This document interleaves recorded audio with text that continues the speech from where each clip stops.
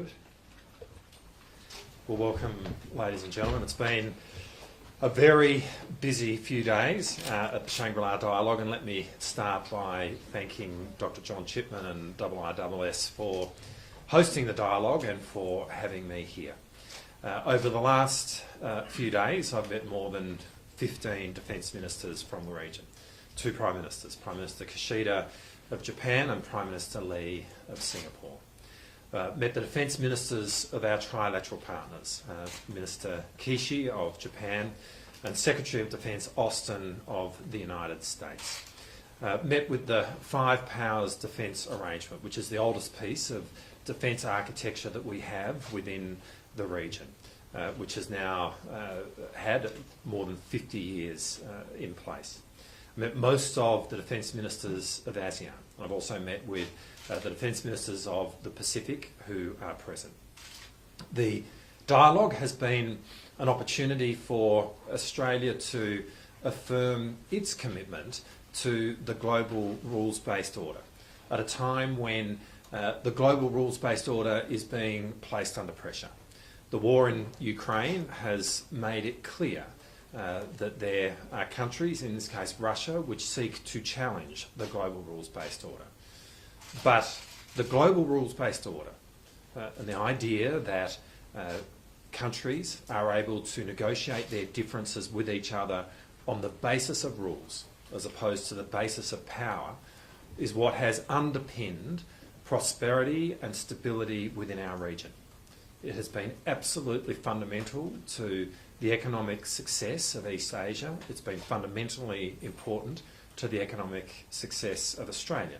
And when you think about the UN Convention on the Law of the Sea, which provides for the freedom of navigation of vessels around all the oceans of the world, but including the South China Sea, you realise how completely important and fundamental this is to Australia's national interest. We also meet at a time where there is significant military build-up.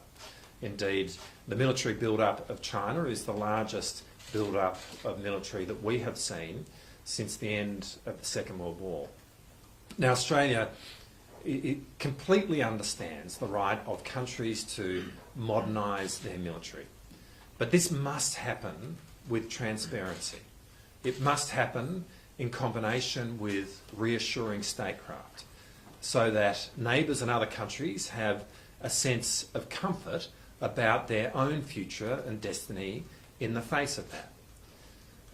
Australia has engaged in the modernisation of its own military. We've been doing that as a prudent response to the strategic circumstances that we have found. But in doing that, we have been completely transparent about the reasons why and what we are doing. And in so doing, making it clear that this not only provides for the security of Australia, but in giving a much better balance of power within the region, provides for security to the region as well. The dialogue was also an opportunity for me to meet with my Chinese counterpart, Defence Minister Wei, which I did earlier today. It's 3 years since Defence Ministers of our two countries have met. This was an important meeting, one which the Australian government welcomes. It was an opportunity to have a very frank and full exchange in which I raised a number of issues of concern to Australia, including the incident involving Australia's P-8 aircraft on the 26th of May, and Australia's abiding interest in the Pacific and our concern to ensure that the countries of the Pacific are not put in a position of increased militarisation. This was an important meeting between two countries of consequence in the Indo-Pacific region. It was a critical first step. And as Secretary Austin observed after his own meeting with Defence Minister Wei, it is really important in these times to have open lines of dialogue. Australia and China's relationship is complex, and it's precisely because of this complexity that it is really important that we are engaging in dialogue right now. Questions? Minister, you've laid out a pretty sort of expansive plan for Australian defence capability. Does that grow any mismatch with your friends across the ditch in New Zealand? And how does that affect the work that the two militaries are able to do together if you have that sort of gap in capability? Well, firstly, we really value, obviously, our relationship with New Zealand. I don't think there are two countries in the world that are closer than Australia and New Zealand, and we particularly value the relationship between our two militaries. The Anzac spirit goes to the core of both nationals, the character of both nations. And that is felt right through to today. We welcome our engagement, which is really close, very organic, with the New Zealand Defence Forces, and as we move forward in terms of modernising our own military, that's completely consistent with the relationship that we have with New Zealand and the continued interoperability between our two defence forces. How did General Wei react when you raised those issues like Pacific expansion and interception of grain and sort of intimidating behaviour in the South Sea? Look, this was an important conversation, but beyond what I've already said, it's a conversation which I intend to keep private. Can you say how long you went for him, just the details, and how long was for? Was it at his quarters in the hotel, or your quarters? Or, On Friday night, at the dinner, General Wei and I both met as we were sitting on the same table. We both agreed that it was important that our two countries meet. That's how the meeting came about today. It was hosted by China. The meeting went for more than an hour. As I say, it was a really important meeting, an important first step. I don't want to disclose the details of the meeting beyond those which I've already said. You can obviously ask questions of China in terms of their contribution to it. But it was a full and frank discussion, which we feel is a very important first step. What will be the next step if that was the first step? We want to take this in a very sober and very deliberate manner. You know, we don't underestimate the difficulties that we've had in our bilateral relationship. The fact that this is the first meeting at a ministerial level in almost 3 years is very significant. We will take this as a step-by-step process, but the fact that we've been able to have this meeting today is an important step in the process. Minister, could I ask a couple of questions on that meeting and how things proceed from here? Does the Australian government have some broad conception, some roadmap about how to move forward now? Are there particular priorities, for example, about issues that need to be resolved first and how that's going to move step by step? Secondly, if I could ask a question in the interest of transparency, you know, you've been talking about the AUKUS nuclear-propelled submarine proposal here. I'm guessing that Minister Wei also raised that.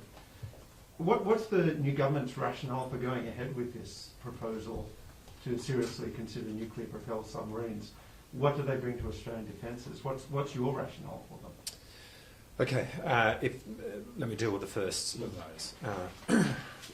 We have made really clear that the relationship with China is broad and it is complex.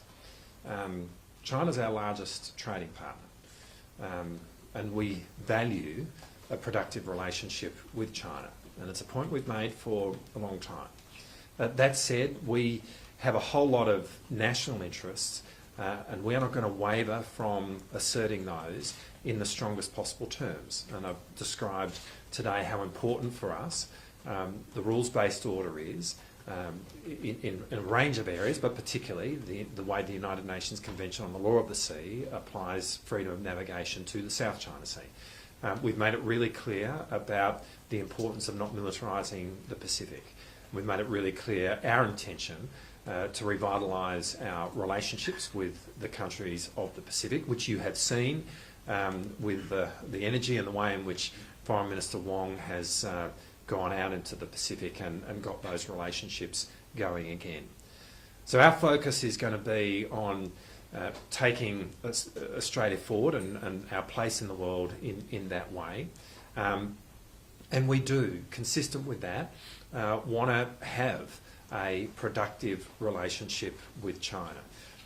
So we will keep working as we can to try and have that evolve in the context of making it very clear that there is that this happens without any conditions at all, that in moving forward, while there is a change of tone, there is absolutely no change in the substance of Australia's national interests.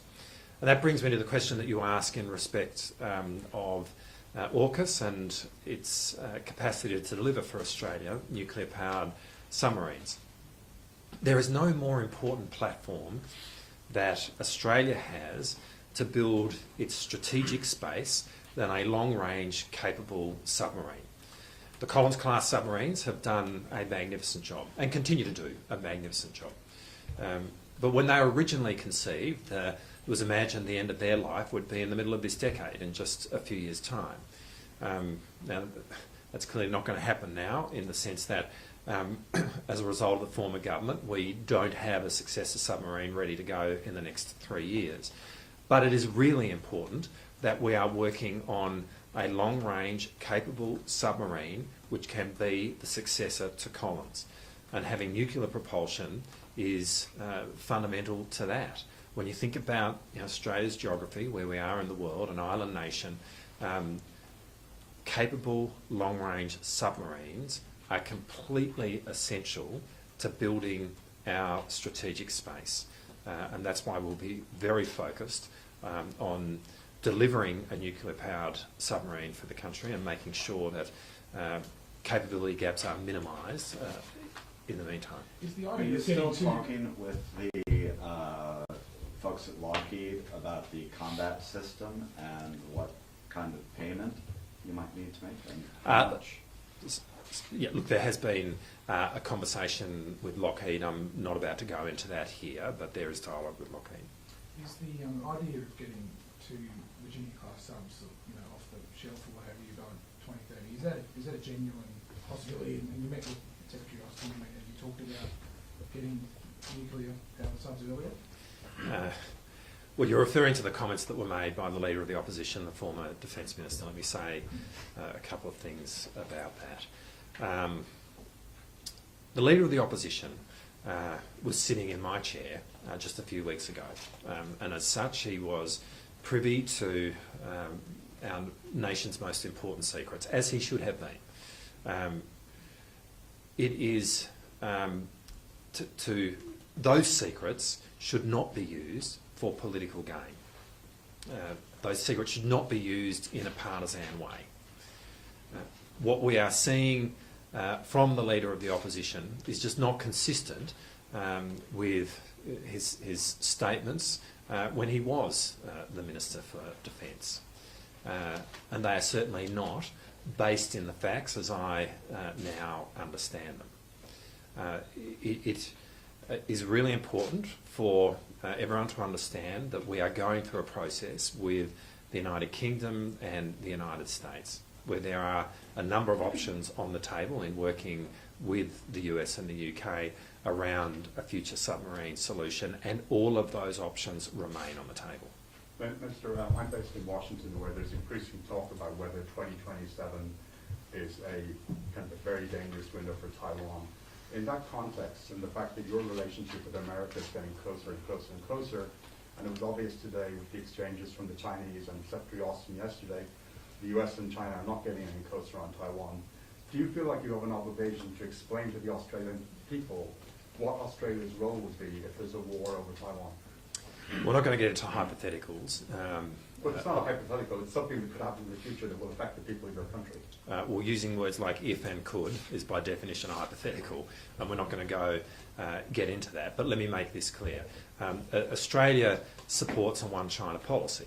Australia does not support Taiwanese independence. We have good relations with the people of Taiwan. What we don't want to see is any unilateral action on either side of the Taiwan Strait which changes the status quo. And what we do want to see is that the situation for the people of Taiwan is resolved through peaceful negotiation. Now that's our position in relation to Taiwan, and in truth that's been a long-standing bipartisan position within Australia for decades now, and it will remain that going forward. So can I just to Last follow up, question. a few years ago, people weren't worried that an invasion of Taiwan could happen within a couple of years. They are now. So doesn't that dynamic or that equation change in terms of what you need to say to the population about what your role would be? I reiterate the position that I've just articulated in respect of Taiwan. I mean, we really welcome America's engagement in East Asia. That is fundamentally important, that we have America engaged in this part of the world. America has been a critical power in East Asia since the end of the Second World War. Obviously, our alliance with the United States is central to our worldview, central to our national security, and we regard it as having been, as it being no more important. It is as important now as it has ever been. The alliance is as important now as it has ever been, and we are very focused on that. So that's where Australia sits in respect of our position in relation to the One China policy. That's where Australia sits in respect of our position on our alliance with the United States. Thank you. Thanks, guys. Minister, could I just ask, did General Wei also talk about a follow-up meeting? And the hammer comes down. Some things don't change.